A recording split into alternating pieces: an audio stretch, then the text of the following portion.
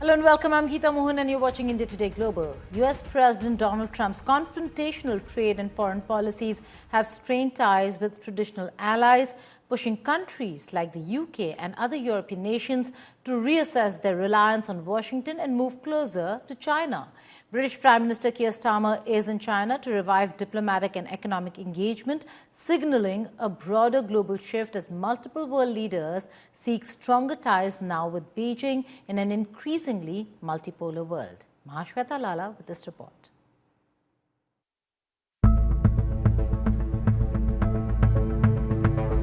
US President Donald Trump thought that tariff threats would force nations to be subservient to him.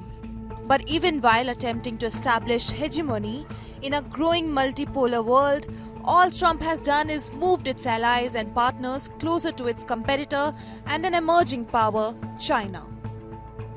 Following Trump's threats to acquire Greenland and after delivering a speech demeaning Europe at World Economic Forum in Davos, European leaders are gradually realizing that US, once their most trusted ally, could not be trusted anymore. This has prompted leaders of many European nations to turn eastwards. The UK and the US president are now engaged in a bitter war of words. Trump claimed NATO forces stayed a little back from the front lines in Afghanistan, prompting an immediate response from UK slamming Trump for diminishing the role of NATO troops in Afghanistan. The UK also firmly protested against Trump's threats on Greenland, which resulted in Trump levying tariff on UK, an act later withdrawn. The UK also defended its decision to give Chagos to Mauritius, abiding by the ruling of the International Court after Trump called it an act of great stupidity.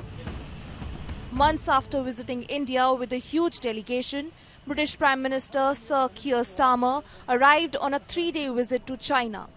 He leads a delegation of around 60 business and cultural leaders. Starmer is expected to meet President Xi Jinping and Premier Li Qiang on January 29th, before travelling to Shanghai on January 30th for talks with local executives. We are resolute about being outward-looking, about taking opportunities, building relationships, having confidence globally, and always being absolutely focused on our national interest. And it is in our national interest to engage with China. It's the second biggest economy in the world. If you take Hong Kong alongside China, it's our third biggest trading partner. There are huge opportunities to be had in lots of different sectors.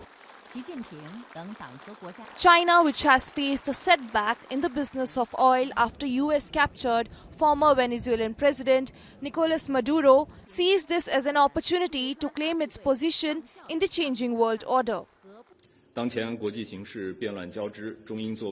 the backdrop of a complex and volatile international situation, enhanced communication and cooperation between China and the UK, both permanent members of UN Security Council, serve the common interests of the two people and are conducive to promoting world peace, stability and development. China stands ready to take this visit as an opportunity to enhance political mutual trust with the UK, deepen practical cooperation, jointly open a new chapter in the sound and stable development of China-UK relations, and work together to make due efforts and contributions to world peace, security and stability.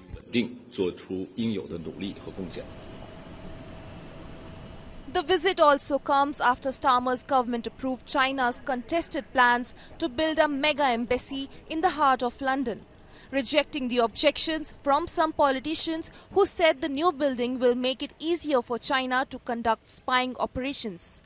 This visit is also the first trip to China by a British Prime Minister since 2018. Starmer had last met Xi at the G20 summit in Brazil on November 18, 2024. When asked if he would raise human rights issue with China on Uyghur population, Downing Street replied that the Prime Minister would raise challenging issues where interests and values differ. China has also been criticized for its treatment of Jimmy Lai, the Hong Kong pro-democracy media tycoon who is facing a life sentence in prison. But Keir Starmer is not the only leader to visit China. Several other world leaders have already visited China to forge and expand their business relations. Finland's Prime Minister Petteri Orpo, Canadian Prime Minister Mark Carney, South Korean President Lee Jae-myung also visited China this year.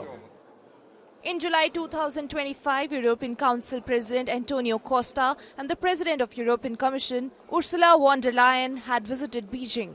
German Chancellor Friedrich Merz is also set to visit China in February. With Mahashweta Lala, Bureau Report, India Today. In a major boost to the energy sector, India and Canada strengthened bilateral energy trade, including supply of Canadian LNG, LPG and crude oil to India and supply of refined petroleum products from India to Canada. Both the countries said they would promote and strengthen cooperation across the energy sector during the India Energy Week, which began on the 27th of January and will continue till the 30th of January in Goa.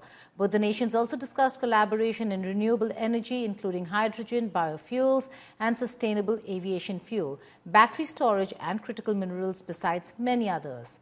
Canada has LNG projects and is increasing production and exports of crude oil to markets in Asia via the Trans Mountain Expansion, that's the TMX pipeline. It is also advancing liquefied petroleum gas, that's LPG, exports to Asia via the west coast of Canada.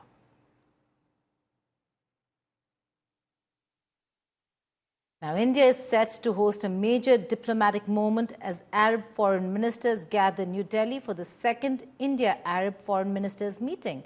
With talks expected on Palestine, Gaza, regional stability, energy security and trade, the meeting underlines India's growing role in West Asia. So is New Delhi positioning itself as a key strategic partner in a rapidly changing Arab world? Here's a report by Farhan Khan.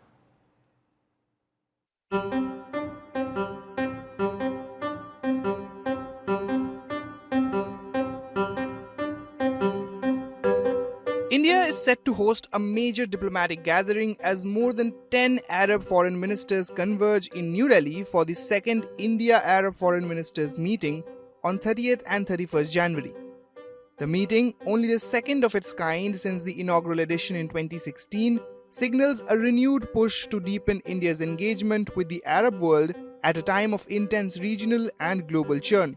Foreign ministers from Qatar, the United Arab Emirates, Oman, Sudan, Palestine, Somalia, Mauritania, Comoros and Libya have confirmed their participation.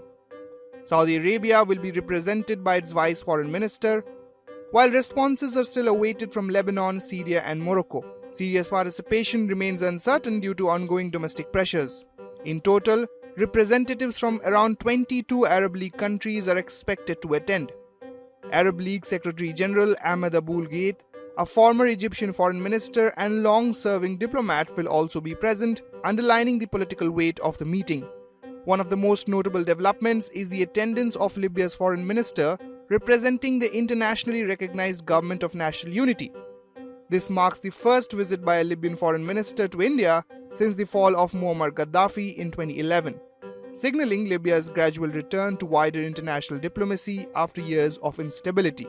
The meeting will be chaired by India's External Affairs Minister Dr. S. Jaishankar, with visiting ministers also expected to pay courtesy calls on Prime Minister Narendra Modi.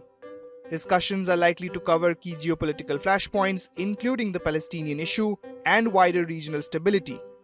Geo-economic cooperation will feature prominently, especially initiatives such as the India-Middle East-Europe Economic Corridor. Preparations for the meeting have already gained momentum, with senior Indian officials engaging Arab ambassadors in New Delhi to align priorities and expectations. Adding an economic dimension to the diplomatic push, India and Arab countries will formally launch the India and Arab Countries Chamber of Commerce, Industry and Agriculture, or IACCIA, ahead of the main ministerial engagement. The chamber traces its origins to the 2016 Muscat Declaration and was further endorsed in the 2023 Delhi Declaration. Backed by the League of Arab States and key Arab trade bodies, the new chamber aims to institutionalize economic cooperation, boost trade flows, and strengthen collaboration in agriculture and industry. Taken together, the meeting highlights India's growing diplomatic and economic footprint in the Arab world, and its ambition to position itself as a key partner in a region undergoing rapid transformation. With Farhan Khan, Bureau Report, India Today Global. My colleague Pranay Upadhyay joins me for more on this. A big West Asia outreach, Pranay, at a time when we're talking about volatility, unreliable partners, particularly the West. It seems like India is not just a stable, but a continued partner of West Asia. Absolutely, Geeta. And if you see, India shares historic link with Arab region, the West Asia region. And also, what we are looking at is the statistics, is a number of large number of Indian diasporas presence in the Arab region, especially in the Gulf countries. Over 80 lakh Indians are there. They are contributing in the building of the Arab economies, the GCC economies. And also, we are looking at a trade of $240 billion with Arab region. So clearly, in this time of volatility, when the world is looking at the multipolarity, India has emerged as a stable pole in terms of trade, in terms of policy, in terms of engagement with the Arab region. And see, despite all divisions and all the turbulences, India has enjoyed a good relation with Israel as well as the Arab countries. We have seen that how in recent past, India has concluded, CEPA, the Comprehensive Economic Partnership Agreement with UAE. India has recently concluded FTA with Oman. So India has deep ties with Arab region, and therefore it is a reason for Arab countries to engage and strengthen their ties with India. That's right. Pranay Upadhyay, myself and the India Today Global team will be focused on that very meeting that is to take place on the 30th and 31st of Jan. Thank you so much, Pranay, for joining us. One of the countries which has stood up to US's bully of tariff threats is Canada. Following a strong speech at Davos last week and a visit to Beijing, Trump has threatened Canada with 100% tariffs. The Canadian Prime Minister, indirectly referring to President Donald Trump, said other nations are in the midst of a rupture and not a transition. And the great powers are using economic integration as weapons, tariff being a leverage. The US president reacted saying Canada lives because of United States, which Carney strongly rejected and said Canada thrives because of Canadians. Meanwhile, Canadian Prime Minister Carney said he stands by what he said at a global meeting in Davos. Speaking to reporters, Carney dismissed claims by US Treasury Secretary Scott Bessent that he had taken back his comments during a phone call with Trump. Bessent, in an interview, said any move by Canada to economically break from the United States would be a disaster, and there was much more North-South trade than the East-West trade. Listen in. As I said, well, first off, the President called me yesterday. We had a very good conversation on a wide range of subjects, ranging from situation in Ukraine, Venezuela, Arctic security. We discussed as well what Canada is doing positively, and this is the context of our discussion, what Canada is doing positively to build new partnerships around the world. I explained to him our arrangement with China. I explained to him what we're doing, 12 new deals on 4 continents in 6 months. He was impressed. And what we intend to do going forward, as well as the opportunity to, of course, move forward on CUSMA. You will note that Minister LeBlanc had discussions with one of his counterparts in the last 36 hours about some of the modalities and things on the way forward. But to be absolutely clear, and I said this to the President, I meant what I said in Davos. It was clear, it was a broader set of issues, that Canada was the first country to understand the change in U.S. trade policy that he had initiated, and we're responding to that. We're responding positively by building partnerships abroad, we're responding positively by building at home, and we're prepared to respond positively by building that new relationship through CUSMA. He understood that, and it was a good conversation, as I say. So you didn't walk back your comments? Days after TikTok's Chinese owner ByteDance finalized a deal to set up a majority American-owned joint venture company to avoid a U.S. ban, users in the U.S. are accusing the social media platform of blocking uploads of anti-ICE videos. Reports suggest some users are already planning to leave TikTok, while other users want to delete the app. The users are not able to upload videos and messages which are anti-ICE and references to Jeffrey Epstein.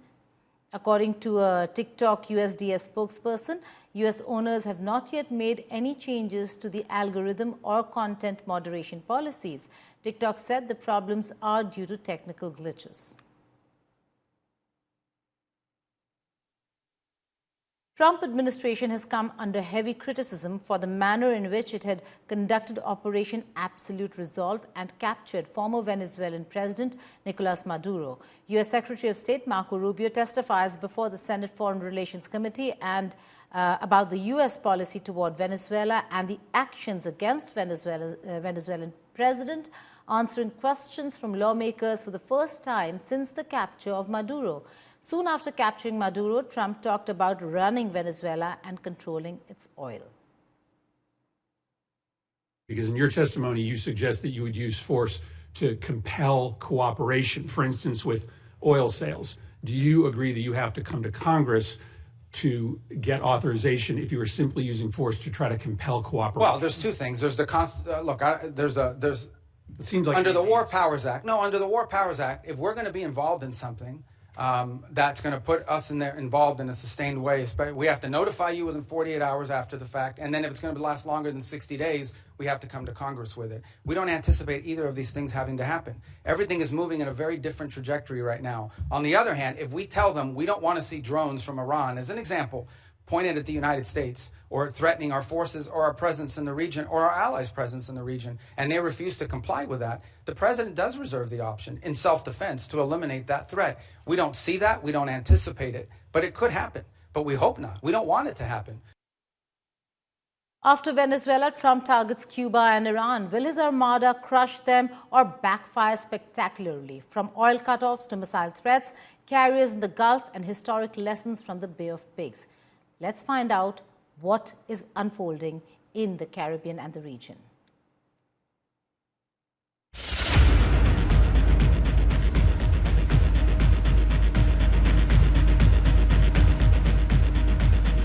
After his success in Venezuela, it feels like Donald Trump has tasted blood. And now he wants more, much more. He wants Cuba, he wants Iran. He says Cuba is failing pretty soon. Cuba will be failing pretty soon. Cuba is really a nation that's very close to failing. He boasts that a beautiful armada is floating toward Iran. And by the way, there's another beautiful armada floating beautifully toward Iran right now. So we'll see. He openly celebrates cutting oil and money lifelines. He openly flirts with regime collapse. He openly hints at force. Battleships move, carriers arrive, missiles, jets, air defense systems surge. Israel stands ready. Protest movements simmer. Sanctions tighten. Threats multiply. Trump smells weakness. Trump smells opportunity. Can Cuba and Iran actually defend themselves against a Trump who believes momentum equals destiny? And why does Trump even want them in the first place? Hello and welcome. You're watching Statecraft with me, Geeta Mohan.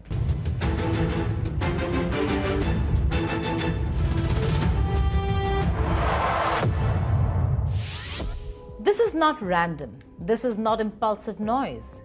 President Trump is emboldened by the U.S. military seizure of Venezuelan President Nicolás Maduro in a deadly raid. He now talks about running Venezuela under U.S. oversight. He openly vows zero oil, zero money to Cuba. He publicly encourages Iranian protesters. He threatens strikes. He moves carriers. He escalates rhetoric.